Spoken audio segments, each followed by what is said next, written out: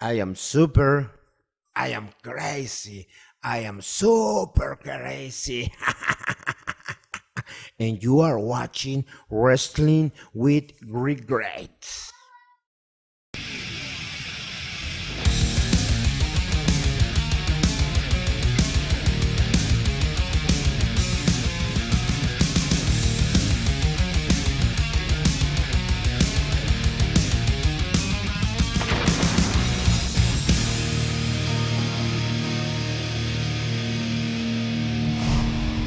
Gather around, friends, and let me tell you the story of a legendary luchador named Fray Tormenta, a virtuous warrior who waged battle in the squared circle across Mexico for nearly 25 years. Tormenta dazzled in the ring, the joy of all the men, women, and childrens. But Tormenta did not wrestle for wealth, or fame, or glory, no. He wrestled for the Lord, and for the children of his orphanage. You see, Señor Tormenta is actually Padre Tormenta, a Catholic priest. Born Sergio Benitez in 1945, this man grew up in poverty and spent years living a life of drug and alcohol addiction. After going to rehab, Sergio joined the priesthood, studied in Rome and Barcelona, then returned to Mexico and set up an orphanage. In need of money to run it, Benitez learned the art of lucha libre, concealing his identity under a mask, and provided for the children by wrestling. He has since become a local folk hero and an inspiration to people all over the world. If this sounds at all familiar to you, it means you've probably seen Nacho Libre, the 2006 Nickelodeon film that bears almost no resemblance to the original, much better story. Released during the height of Jack Black's popularity, along with the nadir of wrestlings, Nacho Libre took the incredible story of Fray Tormenta and traded it in for a goofy slapstick that's about as fresh as 3-day-old tortilla soup. See, in PG land, there's no room for depiction of drug use, and if there is poverty, it's depicted more as quaint. And since you're making a kids movie in the mid-2000s about wrestling, you absolutely have to get the most successful, kid-friendly physical comic of the time, Jack Black at his Jack Blackiest. You see these moves? Get that coming out of my face! They give me no eagle powers!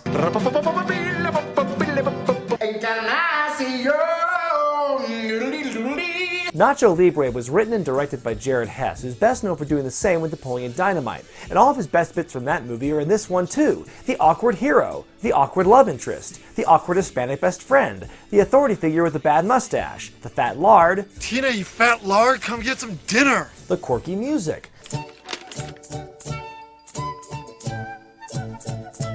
Fall is here, hear the yell, back to school, ring the bell. And lots of awkward staring.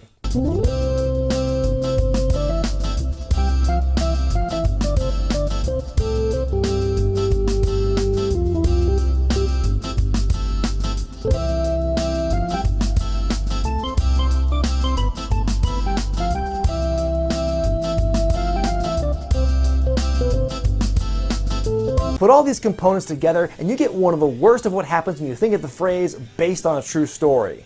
Oh yeah, time to muck things up. Who are you?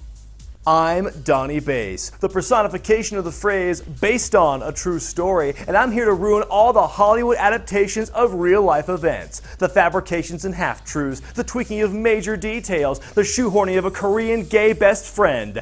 That's all Donnie. Get out. Hey man, this is the part where we are supposed to banter. Nope, fuck this, get out of here. This character is dumb, I instantly regret coming up with him. I'm not doing the banter, go! Well, alright! Our film begins during a simpler time, featuring a young orphan dreaming of becoming a wrestler. He even makes his own gear. I'm kinda shocked WWE didn't just use this footage to further Barry Bailey and her grown-up fan gimmick. Hey, now you may laugh, but wrestlers today have to pay tons of money for the privilege of waiting months on end for custom gear that doesn't look nearly as good as that. Young Ignacio is punished for his fantasies, which sounds kind of like the title of a grocery store romance novel, and spends his adult years as a cook for the Oaxaca monastery, all while continuing to dream of the glory of lucha libre. Ignacio's creative vision hasn't really expanded much as he's gotten older. In true Hollywood fashion, the dialogue in this film switches from Spanish to English and back for reasons of plot convenience. Please receive this man into your kingdom. ¿Qué va a ser? ¿Máscara o cabellera? His hair. Very sir. Ignacio is tired of cooking food all day and wants to have more priestly duties, but it becomes apparent that going out in public and giving last rites may not be his strong suit. Oh no! He'll see that I'm less Mexican than Taco Bell! The road is fucking hard. It's also really fucking tough. That was the first of my many excuses to put Tenacious D references in this review. It's all I have left. The monastery welcomes a new teacher, an attractive nun named Encarnacion. Ignacio is immediately smitten and wants to get to know her on a more personal level. I was wondering if you would like to join me in my quarters this night for some toast. Oh my, what kind of tawdry carb consumption's going on here? Next thing you know, they'll do something really sinful like eat it with jam! Ignacio reveals to Encarnacion that he dreams of becoming a wrestler, but the sister shoots down his idea immediately. Wrestling is ungodly, Ignacio. Ungodly? I have to disagree with you there, sister. Have you heard of JBL, the wrestling god? Get the Mexican kids out of here and you get out of here! On second thought, maybe it's best that you don't. As the monastery cook, Ignacio is low on funds and has to work with meager, expired supplies. He makes the occasional run into town for orphan chips, but one night he's mugged by a skinny man and left with nothing. Later on, he returns to town and sets a trap for the tortilla bandit.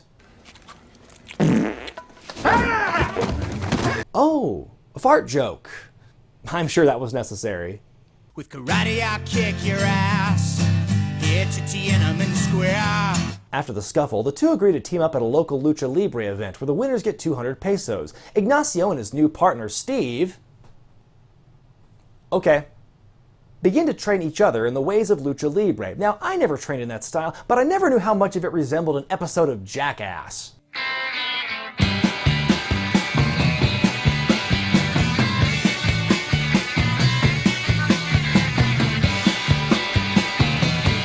Not sure how any of those exercises translate to in-ring action, but hey, we gotta get these laughs from somewhere. Before the match, Ignacio borrows some gym clothes from Chancho, a little boy in the orphanage whose one defining characteristic is... He's fat! I mean that. They do almost nothing with this kid. He doesn't have very many lines, he isn't very pivotal to the plot. He is the only kid who knows Ignacio's secret for a while, and he's his biggest fan. But beyond that, he's just a fat kid. They don't even bother to have him roll up into a ball and knock out any Rudos. What a wasted opportunity. It's the night of the match, as Ignacio and Steven, now known as Nacho and Escalating, are going up against the Mexican vaudevillains. Pray to the Lord for strength. I don't believe in God. I believe in science.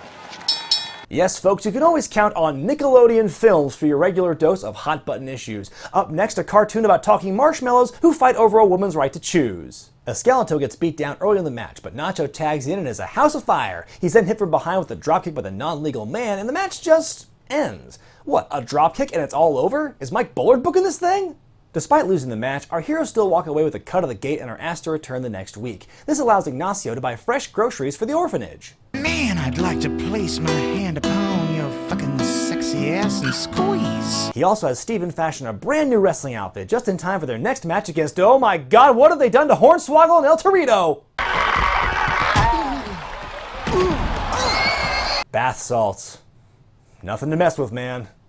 While Ignacio tries to keep his wrestling life a secret within the monastery, he also wishes to impress Encarnacion by showing off his fighting spirit. Steven goes to gather some friends to stage a fight with him in town, while Ignacio dresses to the Nueves. Ignacio picks a fight with some local townies, only to discover that they weren't the plants he was expecting. Along with that embarrassment, Nacho and Escalating keep losing matches. Steven tells Ignacio of a rumor that if you eat raw eagle eggs, you become imbued with their magical powers. With that, Ignacio and his weird inverted nipples scales a tall cliff, eats an egg, then dives gracefully back into the water.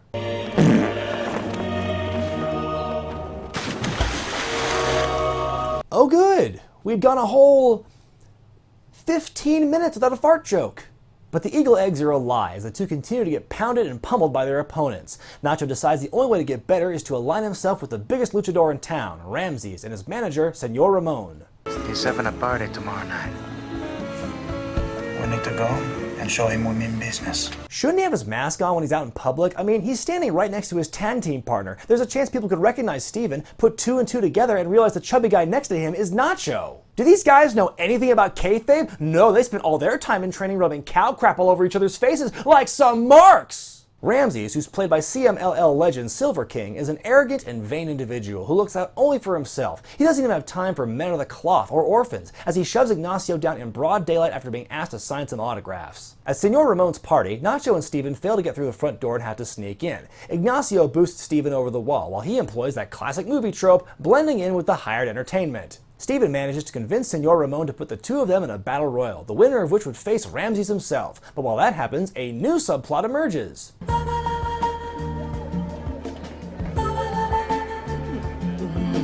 Ah yes, another hallmark of the Jared Hess School of Screenwriting, an unlikely romantic relationship between two very different people. We met in a chat room. Now our love can fully bloom. Ignacio tries to blend in with the band, but is ultimately exposed when he tries to sing a song about Ramses. The tension is broken by the sound of Steven screaming as he tries to escape his large love interest.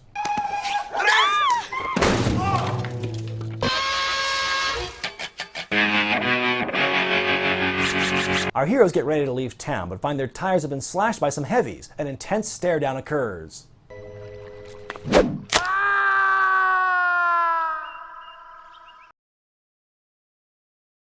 Sucks to be me right now. How come? No, we're not done yet. Let's move back a couple of frames. What the hell just happened? Steven just stabbed a dude in the eye with corn on the cob. I thought this was a family-friendly movie. Now you want to get all saw on me? I wanted to become him. But it turns out he's the real douche. What just happened to this movie? Did it hit a switch? But it gets even more intense as the two begin arguing and Steven crosses a line that Ignacio cannot stand. I hate orphans. Say it again to my face. I hate them. I can't hear you! I hate orphans. I can't hear you! I hate them. Wait a minute. All right, say it again! I hate all the orphans in the whole world. Later on, Ignacio prays to God for guidance and promises to wrestle for the orphans to give them a better life. His robe then promptly catches fire. Maybe it's a sign? The children laugh at Ignacio's immolation as his robe burns up and reveals his tights underneath. He finally admits to the church that he's been living a double life. Nacho!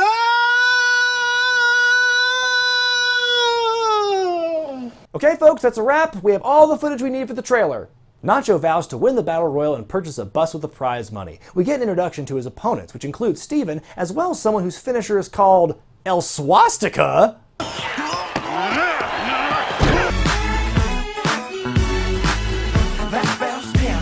Nacho makes it to the final two, but is eventually eliminated by Ramses' ally, Silencio. He returns to the monastery only to find that he's been excommunicated for his actions. Well, that's lame. I mean, yeah, wrestling is seen by some as a sin because of its vanity, but if you're wrestling for the right reasons, that should be okay, right?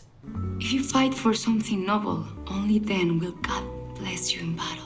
Oh, there, see? Hot for Teacher thinks it's okay. What's Pedro's problem? He's punishing Nacho for listening to his heart. With Nacho kicked out of the monastery, he decides to go out in the wilderness, living off the land and his wits. Steven finds where Nacho has been, since it's mere yards from the edge of town, and tells him that Silencio would be unable to compete against Ramses due to injury, the details of which Steven keeps to himself. As Nacho is the runner-up in the Battle Royal, that means he will now face his arch-rival. Before the big match, Steven delivers a note from Nacho to Encarnacion, where he reveals his feelings to her. If we didn't end up taking our vows of celibacy, we could maybe get married and have a family with some niños. Translation?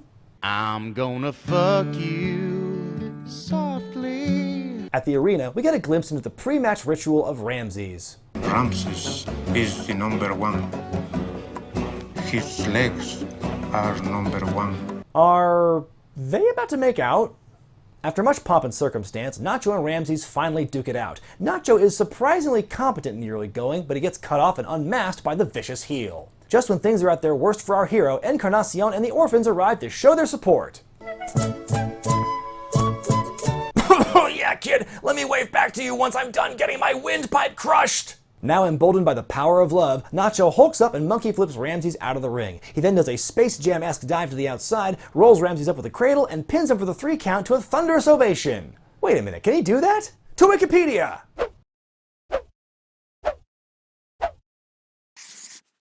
See, if it's on the floor, it doesn't count. This happy moment is a sham! The final scene shows Ignacio, Encarnacion, and the orphans on a field trip, using the bus that Ignacio purchased with the prize money. Encarnacion gives Nacho the thumbs up, he's put in the monk zone, roll the credits. And that was Nacho Libre. It's not a great movie, but as much as I make fun of it, it's not a terrible one either. It's a fine movie for kids. Corn stabbing aside, it's got some funny moments too, but I just wish they told the real story. The story of someone like Sergio Benitez climbing out of a world of crime and drugs to become a priest, then a wrestler, is a hell of a lot more compelling to me than a goof who fails at almost everything he does, falling backwards into a secret wrestling career. I'm fully aware that the real true story of Fry Tormenta doesn't jive with a movie aimed at kids. I'm not holding that against Nacho Libre, but I will say that all I could think of when watching it was how much I wished such a movie existed. Believe it or not, this is actually the second film based on the life of Fry Tormenta, the first one being 1991's L'Homme au Masque d'Or starring Jean Reno. I haven't seen that film, and it seems to be very difficult to find, but from what I've researched on it, there's a lot of the story left out there as well. I know wrestling isn't the only genre this happens to, but I mean, come on, between this and my recent exploration of Glow on Netflix, how hard can it be to film an honest portrayal of something like this? Don't blame me, I'm just the byproduct of creative license gone wild. Dude, fuck right off!